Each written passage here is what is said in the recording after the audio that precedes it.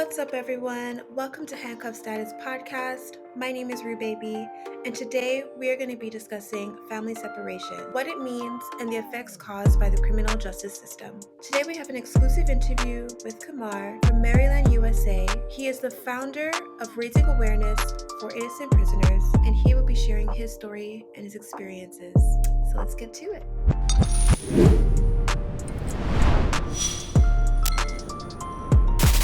Hello, everyone. Welcome to Handcuff Status Podcast. My name is Rue Baby, and today we are going to be discussing family separation, what it means, and the effects caused by the criminal justice system. Today we have an exclusive interview with Kamara from Maryland, USA. He is the founder of Raising Awareness of Innocent Prisoners and is here today to share his experiences with family separation. Thank you so much, Kamara, for coming today.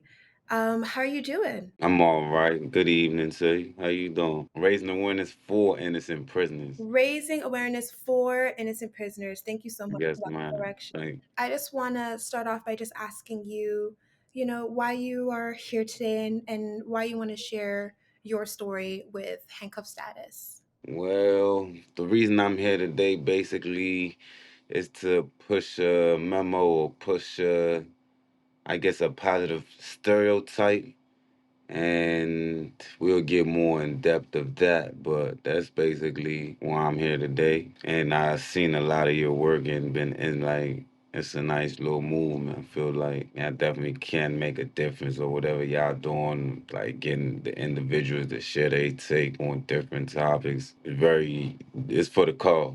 Yeah, and I appreciate you recognizing that it's definitely giving a voice to the voiceless. Exactly. I just want to start by asking you, when did you get incarcerated? I got locked up. Well, this charge right here, 2013. So, but I was away since 2012. But that was like DC jail. So I mean, when I got extradited to the state of Maryland, I really started my time for the state of Maryland in 2013. But none of my time from DC jail was accredited to the state of Maryland. Basically, every jurisdiction got their time. So, for how long did you serve in total? Came home January 20 or the end of 2020. I've been home exactly 3 years now. Exactly 3 years. 3 years you've been incarcerated for? No, I've been home. Yeah, I've been home for 3 years now. Exactly. I did 9 years and then I've been home for 3 years now. You did 9 years of incarceration. Yes, ma'am. During that 9 years, how has it been being separated from your family emotionally and mentally? Well, emotionally and mentally and physically, honestly.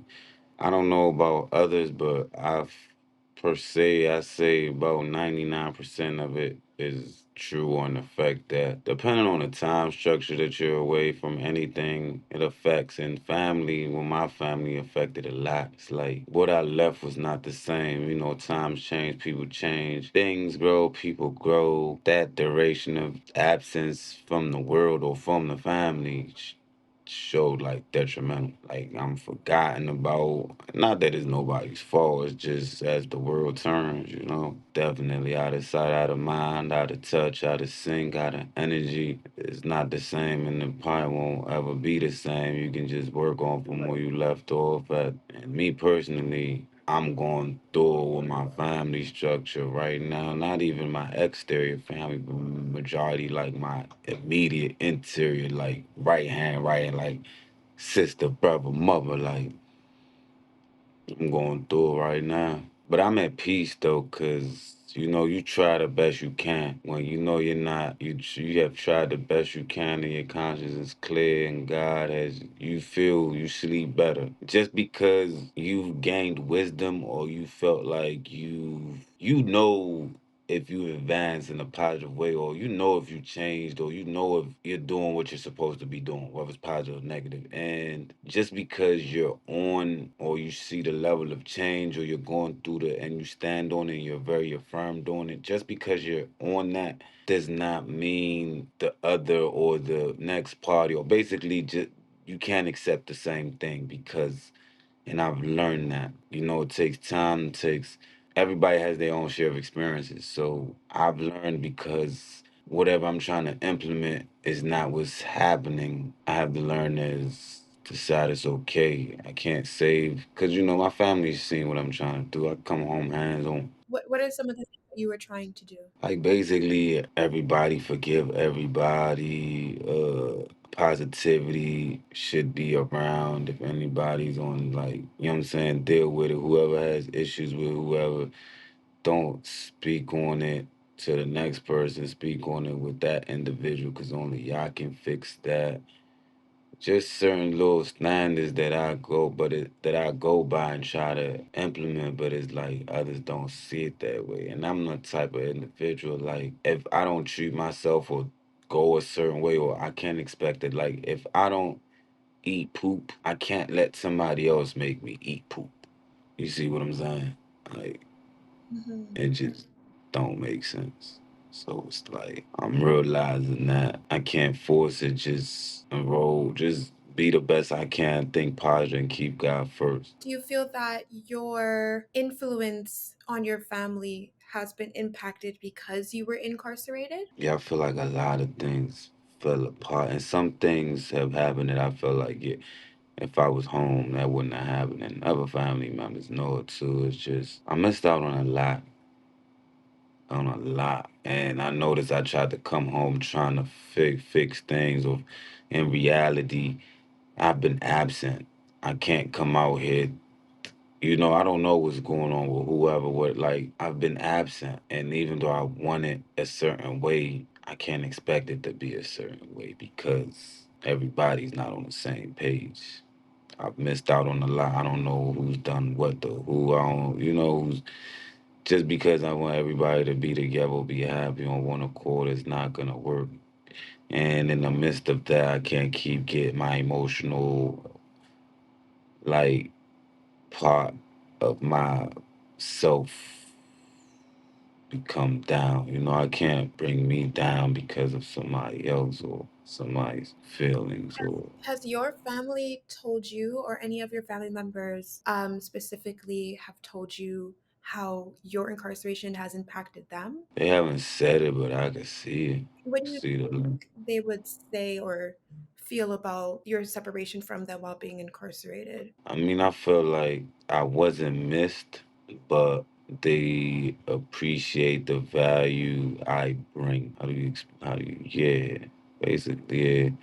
I say I wasn't missed. But this is what you're thinking. This is not an actual fact. This is just, Right, right, right, right. This is my personal about family separation. Like, Mhm. it is what it is. You can't beat it. You can't fight it. That's just science. Out of sight, out of mind. You lose touch. You lose energy. You lose sync. You lose chemistry. You might even lose time. They might write you the first day. You don't hear from them again. They might just. My family structure wasn't the best in prison. Like they really wasn't there. And I don't expect them to be, cause my whole bit. I'm female. Like I have a lot of female friends. Like that's what I've been used to all my life. So it's like I didn't expect my family to be there anyway, cause they never was there anyway. So it's like I kind of forced it. I was the one making initiative, like to keep me in the loop. Like I'm the one calling with my own mind. I'm the one. Like my little female, like my girls at the time, they'll put interest, like, they'll put their interest or get on my people's case right quick, make them do, you know what I'm saying? But While you were incarcerated, did your family visit you or call you while you were incarcerated during that 9 year period? yeah, I stayed in touch. Like I said, it was on me. I stayed in touch. I'm the one that got to put the numbers on the list, put money, but I stayed in touch. I was calling my mother a lot. She came towards the end, like probably when I had like 2, 3 years left. It was a surprise though, but she came on like I had a girlfriend I was dealing with at the time, so she had got pregnant, but I was oblivious to the fact later on down the line. So, long story short, she told me because basically it was just she was my girl, and long story, time got serious. She met a dude, she got pregnant. She it's kind of like she was living two sides and stuff like that. So I guess when it was hitting the fan, she reached out to my peoples. I guess she reached out to my mother and something like basically like telling them like y'all need to be there. That's crazy. This is y'all. Like I watched him take care of the fan like when he was home and she So I guess they had a guilty kind of like I think it was like my 28th birthday, 29th birthday. I had a surprise visit, but my bitch, the girl at the time, she told me not to act like surprise. So I had to act surprised also because I didn't want to let the secret out. So yeah, my mother came to see me once with my sister, and that was like my birthday present. I forgot what year it was when I was turned, either 28 or 29. So just to confirm, so you do have a child? No, no, no. I ain't got no child. No, she had a child with another dude. I was like, when I that was she moved on technically without my consent, I guess. In the midst of that, she had a baby or whatnot. So in the midst of her trying to move forward, I guess she couldn't. She felt bad trying to leave me here. Like it's like that was I was going through. Cause my girl, she had got pregnant. All that was a part of like, and she knew I was going through it too. Matter of fact, she the reason my mother and my sister came to visit me. Honestly, she had made them feel some type of way, I guess, about this, cause they had came on a visit. 'Cause- So to conclude with that situation, she cheated on you while you were in prison? Now, I wouldn't say cheat on me. It's just she moved on. I guess she got tired. She was realizing, like, she did the first 3 years with me, and like I had, it was just a bumpy road because we had stopped dealing with it. Then I met a new girl I was dealing with. Then I was dealing with her for a little bit, but she didn't have the same energy. So it was like when I had came back to my original ex I was with, that's I was trying to move back forward, but she was like fighting. I don't know why she was fighting or like just she didn't trust me or whatnot. Cause it was just it's like I'm ready to do it, but she felt like, nah, I can't because when he was home, boo boo boo, I was doing this, and I'm like, yeah, I feel it, but it's just like I guess me ready to change wasn't enough for her, and she didn't want to invest time 10 year and not come home and dog her out. And that was not what I was on. So it was like that was the battle. But even being she was out here lonely, all that was a battle. So it was like she told me she was talking to somebody because she was still coming to see me and she was talking to somebody. I'm just like, cool, at least I still got my bitch, I still got my girl. But down the line, shit, she got pregnant. She didn't even tell me about it. I had to find out the pregnancy through like, cause she had came to see me one time and she was pregnant, but this was the last time I had seen her. But women kind of sensitive about their weight, so I didn't even speak nothing of it. And at the time, we was still getting contact visits because visits now are through like the monitor, like the new visits, the new age visits. Like they people can't even get physical touch they peoples. So it was like that was the last one I seen. I hugged her. She ain't say nothing. So I'm like, yeah, I'm about the whole time she wasn't talking because she was pregnant. She probably was like, man, when he find out, he gonna die. 'Cause that was the worst pain I went through, and like, cause she was like the only family I had. When we was on the street, I was with her. They like she was mommy, I was daddy. We was young.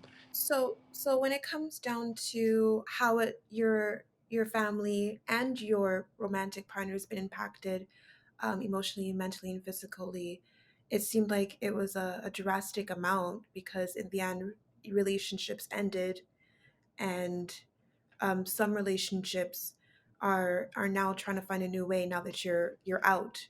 It's like a new beginning in some ways for some relationships Right. that you're now entering. Do you just in regards to the criminal justice system, do you think that they address any of the needs and rights of families during your incarceration process? Their needs towards me, or just their needs in particular of everyday life. I mean, with that, it's just a system to separate, divide, and conquer. Like going to prison is supposed to separate you from your family. It works. I can't really guarantee or promise saying that every individual that gets incarcerated is gonna be with because that's not how it's set up. It's set up to put us in a chain gang system that's meant like that, the ruin and and it works. All I can say is stop. I can't even say stop going to prison because it's a system of oppression. Like the times we in right now, it's just the benefits just don't go. Going to prison just makes things worse. You might be okay as an individual because you know where you at, you know your conscience, you know your God, and you know, some crimes are not wrong. They might be to some systematic or some to some type of group, but it's a universal law and a universal God that sees. You know, if somebody kill your daughter and you go kill the man and kill your daughter, I mean that's. But I think I would lay down at peace. Now with that, it's some type of rigmarole to it because yes, I'll be out of society. Yes, I will be distant. Yes, I will be separated from my family. It's just set up like that.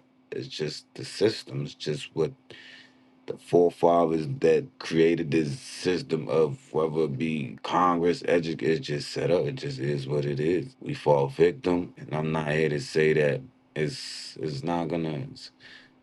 That shit breaks families. Like I'm a father. If I'm a father and I just create a son and I had a son, he 2 years old, and I go do a 8 year bid or 15 year bid or 4 year bid, it's just connection. I'm losing. I'm losing. While you were incarcerated, was there any specific strategies or moments you found helpful in maintaining a connection with your family? Yeah, God and forgiveness and even taking responsibility, even if it's not my fault, because it makes it me forgive better. It makes it sit better. Like I advise people to try that. Just take responsibility of things, even if it's not your fault. It sits better. Makes you have a better outlook. Do you have any, I know you don't have any children, but do you have any little Yeah, yeah, ones yeah. Hell that, yeah. My girl kids, my oh, nieces, my nephews. Hell yeah. I got a bunch of kids. I don't have. that you were close for before you were incarcerated? Yeah, and I lost, like I said, baby, the same thing I was just saying. I lost contact with my niece. I came home, I realized I missed out on like, I just can't, because she's a grown woman now. She's not the same 4 year old, 5 year old I love. She's the 16-year old. Times change with these girls, you got cash doll and all that.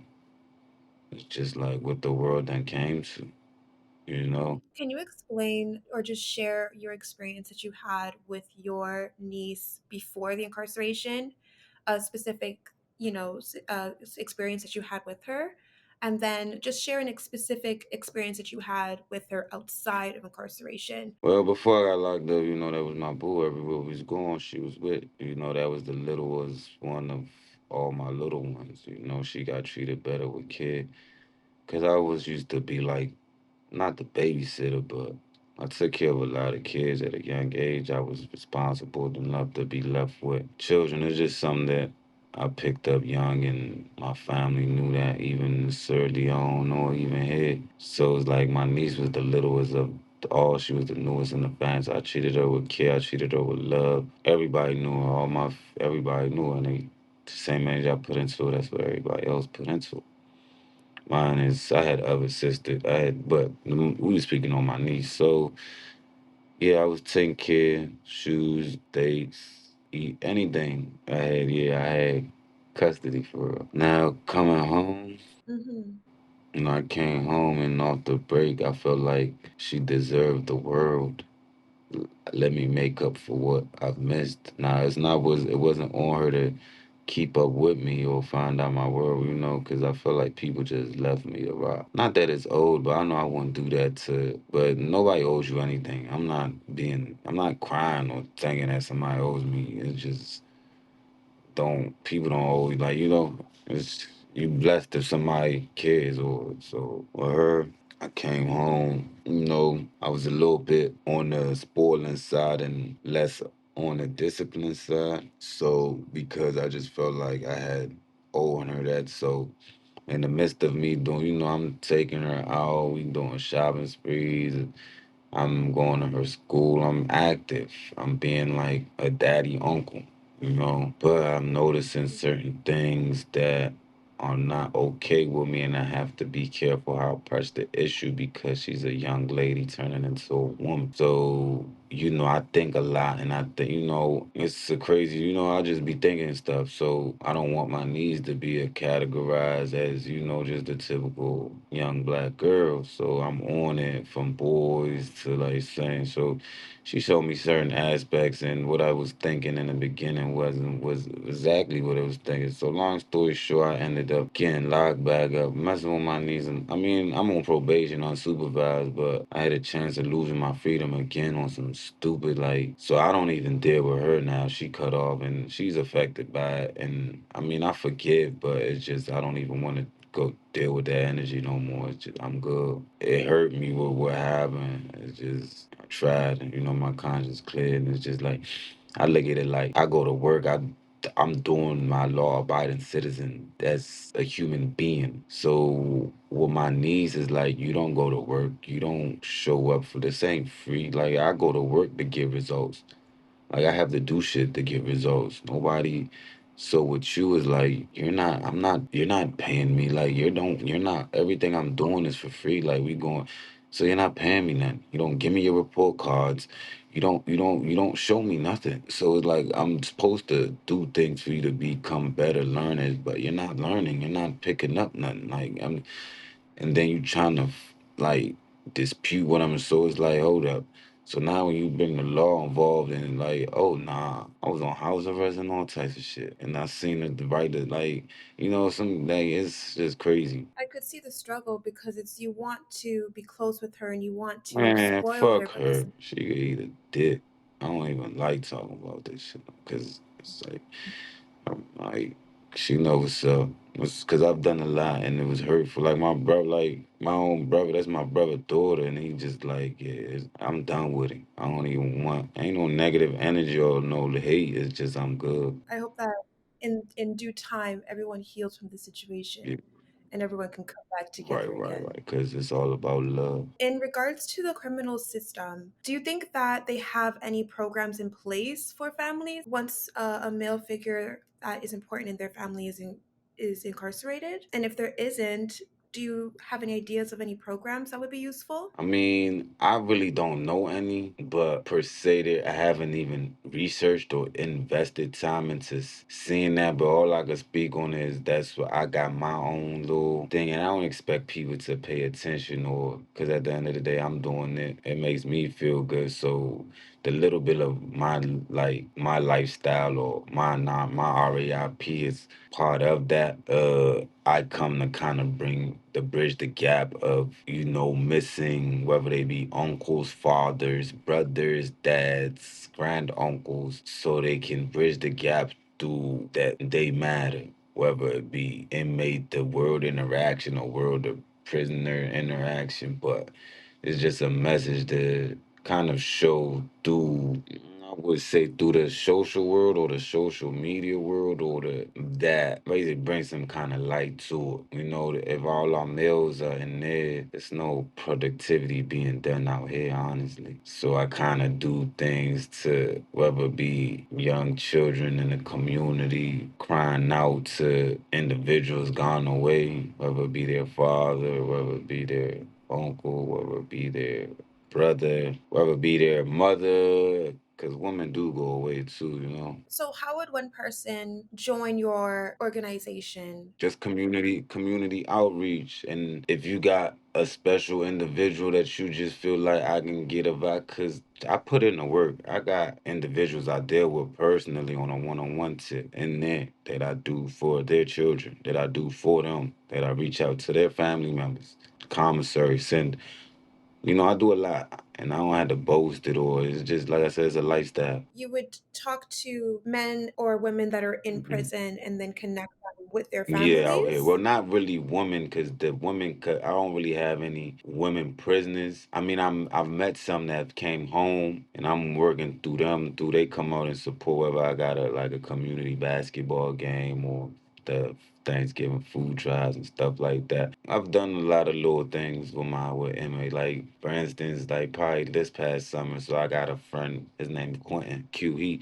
Q been in probably about 15 years. He caught his charge young. So his little niece, I do like a back to school drive for, but I make it seem like it's coming from her Uncle Quentin, but it's really my money. But they don't. She don't need to know. Like I send my men little drawings in there, and they'll draw the painting, and I might give them $5 just to keep them. I can show you like an example. But last time I got about the camera, I don't want to have a glitch like that. Cause I got a little, I got a little. I stay. Cause once again, this is for the innocent men, like the innocent prisoners that's away. Cause some of us are innocent. Even if we're not innocent, the amount of time we done did should be accounted for innocency. You know, it's only politics that make crime what we suffer for. Only the politics. Well, before we could wrap up today's episode, is there anything that you would like to share? Everybody, God is love, just love one another. With everything that's going on in the world, like the global like changes, not just on the scientific or environmental, also like on the physical, on the cultural, like people, we are losing culture, tradition. It's not it to the point where it's like majority rules and majority is all. We have to bring that back, and this is part of it. Like my non-profit, my movement is part of it. Community outreach is about love. It's about giving back. It's about forgiveness. That's what I'm on. And I'm not saying the whole world has to be on it, but same way they don't have to be on it. I don't see certain, I'm not with what's with. I'm not, I don't expect a change in the world, but I do expect a change in me, and I've seen the change in me. And what I expect out of myself is what I'm going to keep pushing out. As long as I'm alive and breathing, and my difference always going to be made with my REIP, I'm always keep doing. It's like the stuff I've done is like I'm self made. I came home and like everything I said, I wrote it in this book, like my jail book. This is my jail book right here. They say freedom right here. That's the name on. This joint been through hell. I still look at it. It's right on my side, so that should tell you. Like, this all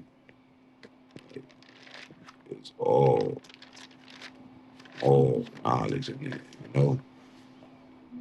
And I don't care who believe in it or who don't, or, I'm not really, God got me. And I want to thank you just for taking your time just messing with me. And, like, I like people that are outgoing. And I like y'all little movement, though. Like, I know y'all based out of Toronto, but Canada's like it's different. It's like a third world country inside. It's like inside Babylon. It's different. It's like it's not Britishized. It's not too Britain and it's not too Americanized. It's not too proper. It's like just it's serving its purpose. Whatever that part, that third, because it's like the continent itself is really the country. It's made up of I guess what Mexico, Mexico, United States, and Canada kind of make up North America. So I guess Canada as a whole is a whole country or municipality because you got Vancouver so you got all that shit. Yeah, so it's like, but A lot y'all of are different provinces. different. It's like y'all, I got a lot of respect for y'all, and it's like y'all so quiet, but y'all make a lot of noise. And it's like y'all different. Like if you go on my, huh? Well, thank you so much, Kamar, for shouting out the handcuff Yes, mom. status.